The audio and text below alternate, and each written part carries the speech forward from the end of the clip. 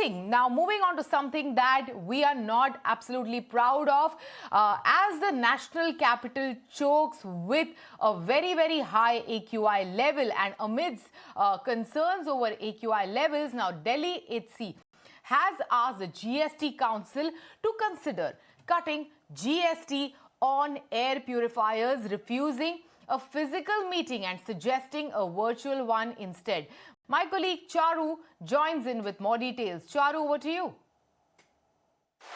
The Delhi High Court has asked the GST Council to meet and convene and deliberate if the GST taxed on air purifiers can be reduced from 18% to 5%. However, the bench understood that a physical meeting might not be possible at such a short notice, and in that case, the bench recommended that a virtual meeting or a virtual council meet of sorts could take place.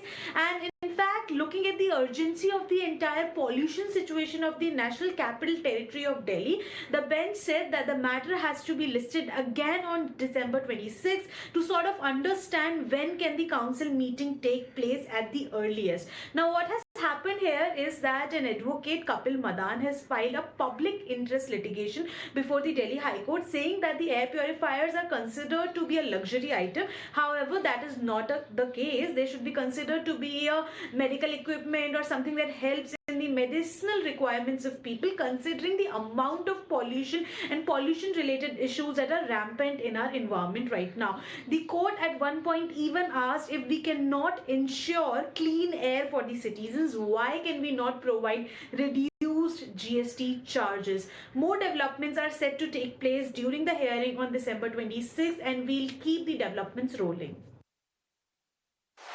Now, Bangladesh